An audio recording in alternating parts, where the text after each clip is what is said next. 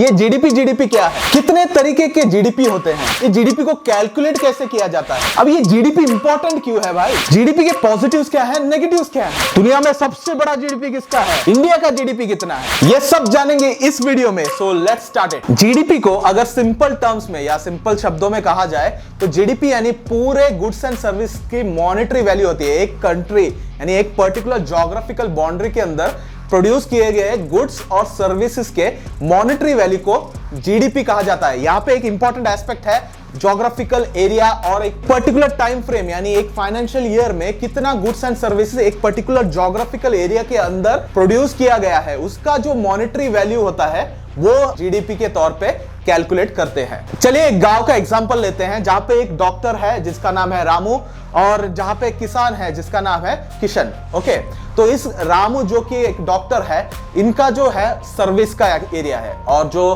किशन जो है जो फार्मर है वो बेसिकली प्रोडक्शन का एरिया आता है इनका।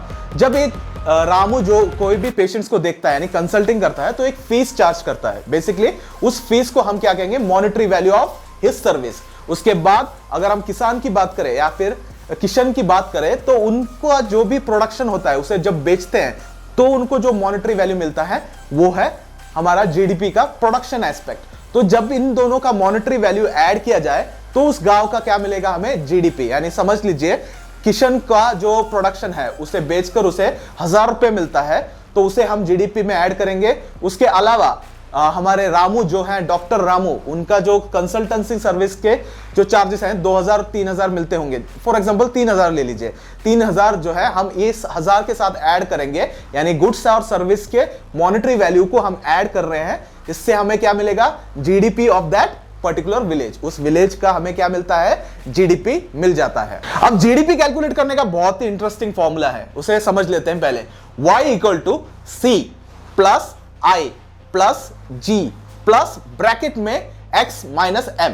अब इन सारे टर्म्स को समझते हैं। y का मतलब है जीडीपी और इक्वल टू जीडीपी का मतलब कितना होता है, वो है consumption plus investment plus government expenditure plus bracket में जो आता है export minus import. Okay, export का जो खर्चा है और माइनस इंपोर्ट का जो खर्चा है उसे माइनस करके जो भी अमाउंट मिलता है वो बाकियों में ऐड किया जाता है। अब सी का टर्म का मतलब समझते हैं, कंज्यूमर एक्सपेंडिचर यानी जो कंज्यूमर्स खर्चा करते हैं उस अमाउंट को हम कैलकुलेट करते हैं। उसके बाद इन्वेस्टमेंट एक्सपेंडिचर यानी इन्वेस्टमेंट के तौर पे हम जो खर्चा करते हैं उसको भी हम ऐड कर लेते हैं। उसके बाद गवर्नमेंट एक्सपेंडिचर यानी गवर्नमेंट जो भी एक्सपेंडिचर करते हैं उसको भी हम इसमें ऐड करते हैं। देन हम ऐड क्या करते हैं, एक्सपोर्ट माइनस इंपोर्ट यानी इंपोर्ट यानी हमारे हाथ से निकल जाता है तो इस वजह से हम क्या करते हैं, उस एक्सपेंडिचर को हम माइनस कर देते हैं। एक्सपोर्ट यानी हम जब एक्सपोर्ट करते हैं तो पैसा अंदर आता है यानी हमारे कंट्री ज्योग्राफिकल एरिया के अंदर आता है तो हम क्या करते हैं, उसे ऐड करते हैं। तो हम एक्सपोर्ट को इंपोर्ट से माइनस करने के बाद जो भी अमाउंट बनता है उसे हम कंज्यूमर एक्सपेंडिचर, इन्वेस्टमेंट एक्सपेंडिचर और गवर्नमेंट एक्सपेंडिचर में ऐड कर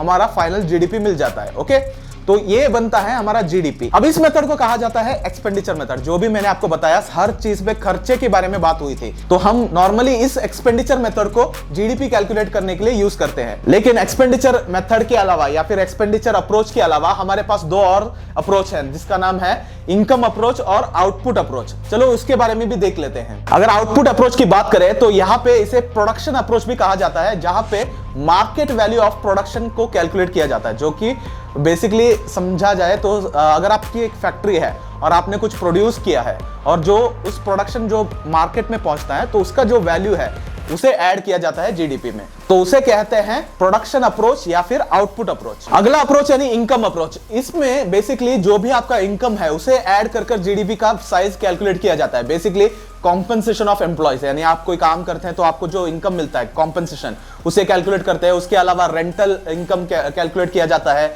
उसके बाद इंटरेस्ट, जो भी लोन्स होते हैं उसके इंटरेस्ट जो है वो भी इनकम है तो उसे कैलकुलेट किया जाता है। जो बिजनेस के कैश फ्लोस है उसे भी कैलकुलेट किया जाता है। इसे टोटली ऐड कर हम जीडीपी कैलकुलेट करते हैं। इसको कहते हैं इनकम अप्रोच। बेसिकली हर फील्ड में जो इनकम आता है उसे ऐड कर हम इनकम अप्रोच ऑफ जीडीपी निकाल लेते हैं। अब इन तीनों को आप ध्यान से देखेंगे तो एक्सपेंडिचर अप्रोच से जो मिलता है वो ज्यादातर रियलिस्टिक होता है। तो इस वजह से हम एक्सपेंडिचर मेथड या फिर अप्रोच को फॉलो करते हैं जीडीपी कैलकुलेट करने के लिए। अब अगला सवाल आता है कि जीडीपी के कितने टाइप होते हैं। दो टाइप के जीडीपी होते हैं, दैट इज नॉमिनल जीडीपी और रियल जीडीपी। अब इसको थोड़ा सा समझ लेते हैं। नॉमिनल जीडीपी का मतलब होता है, समझ लीजिए आप 2023 में, यानी समझने वाली बात ही नहीं है, अब 2023 में ही है। तो चलिए इस जीडीपी में हमारे पास 1 किलो आलू और 1 किलो प्याज है। 1 किलो आलू का रेट है 20 रुपए 2023 में और 1 किलो प्याज का रेट है 10 रुपए। ये मेरी इच्छा है, एक्चुअल रेट नहीं है।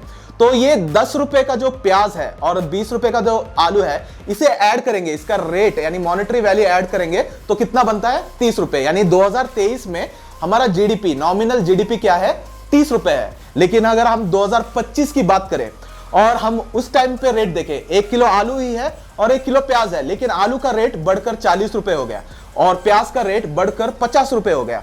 तो जीडीपी को अगर कैलकुलेट करेंगे तो कितना बनेगा 90 रुपीज। यानी 2025 में सेम प्रोडक्शन होने के बावजूद जीडीपी कितना है 90 रुपीज है और 2023 यानी इस साल जीडीपी कितना था 30 रुपए। यानी प्रोडक्शन में कोई चेंज नहीं आया लेकिन फिर भी जीडीपी बढ़ गया। इस डिफरेंस का मेन रीजन क्या है, इन्फ्लेशन। इन्फ्लेशन की वजह से इस जीडीपी में चेंज आ रहा है। तो नॉमिनल जीडीपी में बेसिक प्रॉब्लम यह है कि आपका जो इन्फ्लेशन है उसमें एडजस्टेड नहीं होता है। तो बेसिकली आपका जो करंट मार्केट प्राइस है उसे रखकर आप कैलकुलेट करते हैं। अगर जीडीपी नॉमिनल रेट से बढ़ता भी है तो एक्चुअल में प्रोडक्शन इंक्रीज होने की जरूरत नहीं होती है। अगर इन्फ्लेशन बढ़ा हुआ हो तो भी प्रोडक्शन सेम होने के बावजूद आपको जीडीपी बढ़ा दिखेगा। लेकिन रियल जीडीपी में थोड़ा फर्क होता है। बेसिकली अगर आप समझ लीजिए, एग्जांपल ले लीजिए, हमारे पास 2023 के आलू है और 2023 के 1 किलो क्या है प्याज है। अब इन दोनों को आपने हाथ में ले लिया। अब 2023 में इसका वैल्यू कितना था 20 रुपए आलू और 10 रुपए प्याज। अब इन दोनों को ऐड कर 2023 में तो 30 रुपए का जीडीपी था, राइट। 2025 में जाएंगे तो रियल जीडीपी कैलकुलेट करते वक्त आपको एक बेस ईयर होने की जरूरत है। अगर 2023 को आप बेस ईयर के हिसाब से कैलकुलेट करते हैं तो अगर आपके 2025 में भी 1 किलो प्याज ही है और 1 किलो आलू ही है तो आपका जीडीपी का रेट भी 30 रुपए ही आएगा, क्योंकि आपका जो वैल्यू है वो 2023 का लिया जाएगा। आपका 2025 वाला वैल्यू यानी रेट नहीं लिया जाएगा।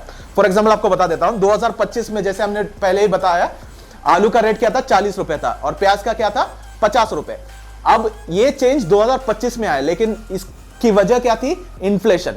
अब हम इन्फ्लेशन को यहां से हटा देते हैं, कैसे, बेस रेट रख के, बेस ईयर का रेट रख के। दैट इज बेस ईयर में आलू का रेट क्या था 20 रुपए, प्याज का 10 रुपए। अब 2025 में भी हम उसी हिसाब से कैलकुलेट करेंगे, तब हमें पता चलेगा कि जीडीपी एक्चुअली ग्रो ही नहीं हुआ क्योंकि प्रोडक्शन सेम था। तो इस तरीके से रियल जीडीपी से कैलकुलेट करने पे हमें पता चलता है कि अगर जीडीपी ग्रो हुआ है तो इसका मतलब प्रोडक्शन ग्रो हुआ है। नॉमिनल रेट से यानी नॉमिनल जीडीपी के कैलकुलेशन से हमें यह नहीं पता चलता कि क्या जीडीपी ग्रो हुआ या नहीं, बस हमें इकोनॉमिक वैल्यू दिखता है कि ज्यादा बढ़ा हुआ है, लेकिन रियल वैल्यू यानी production of goods and service increase हुआ है या नहीं, ये हमें रियल जीडीपी से पता चलता है। अब सवाल उठता है जीडीपी का इंपॉर्टेंस क्या है। बेसिकली जीडीपी का इंपॉर्टेंस इतना ही है कि उससे हमें अपने कंट्री का या फिर डोमेस्टिक जोग्राफिकल एरिया का इकोनॉमिक वैल्यू का पता चलता है। यानी इंडिया के अंदर जो गुड्स एंड सर्विसेज प्रोड्यूस हो रहे हैं और उसका मॉनेटरी जो वैल्यू है उसका हमें अंदाजा लगता है। इससे हमें पता चलता है कि कंट्री कितनी बड़ी है।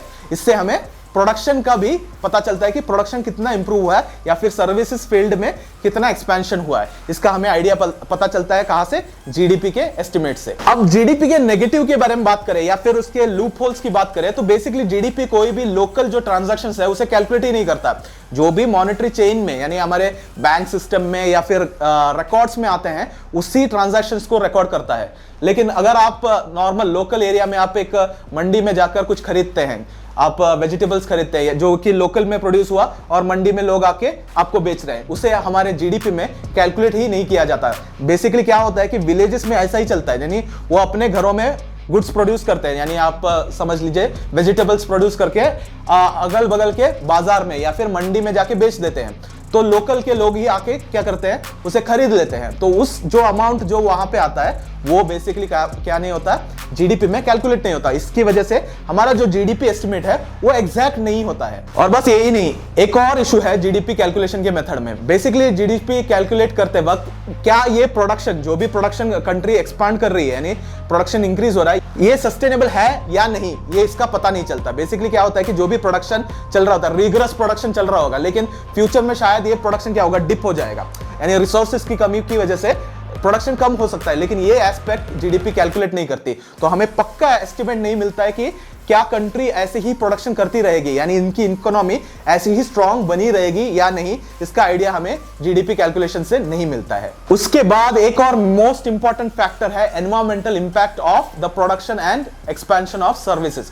अब इसे क्या कहें कि बेसिकली हम जब भी प्रोडक्शन करते हैं, फॉर एग्जांपल स्टील मैन्युफैक्चरिंग, इससे हम माइनिंग करते हैं, इसकी वजह से बहुत ज्यादा एनवायरमेंटल इंपैक्ट होता है, जिसकी वजह से हेल्थ पे, ह्यूमन हेल्थ पे और एनिमल्स के हेल्थ पे नेगेटिव इंपैक्ट पड़ता है, उसका खर्चा भी बढ़ जाता है। तो ये जो एनवायरमेंटल इंपैक्ट है, ये जो नुकसान है, बेसिकली हमारा खर्चा निकल जाता है, वहां पे एक्सपेंडिचर आ जाता है, तो वो हमारा जीडीपी एस्टिमेट कैलकुलेट बिल्कुल भी नहीं करता। तो इस वजह से एस्टिमेट में थोड़ा सा आधा अधूरा एस्पेक्ट रह जाता है। अगला सवाल था कि दुनिया में सबसे बड़ा जीडीपी किसका है, यानी सबसे बड़ी जीडीपी वाली कंट्री कौन सी है। यूएसए फर्स्ट है, उसके बाद चाइना आता है, उसके बाद जापान आता है, फिर जर्मनी और 5th नंबर पे आती है इंडिया। पहले इंडिया 6th नंबर पे थी, अब रिसेंटली यूके को ओवरटेक कर इंडिया 5th नंबर पे आ चुकी है। तो होपफुली आपको जीडीपी के बारे में पूरी इंफॉर्मेशन मिल चुकी होगी, आपको समझ में आ गया होगा कि जीडीपी क्या है। ऐसे ही एजुकेशनल वीडियोस के लिए हमारे चैनल ट्रांसेंड ऑनलाइन को सब्सक्राइब करिए। अगर आपको वीडियो पसंद आया हो तो लाइक करिए और अपने दोस्तों के साथ शेयर करिए, ताकि उन्हें भी इस इंफॉर्मेशन का लाभ मिल पाए। तो फिर मिलते हैं अगले वीडियो में, तब तक के लिए take care and bye bye.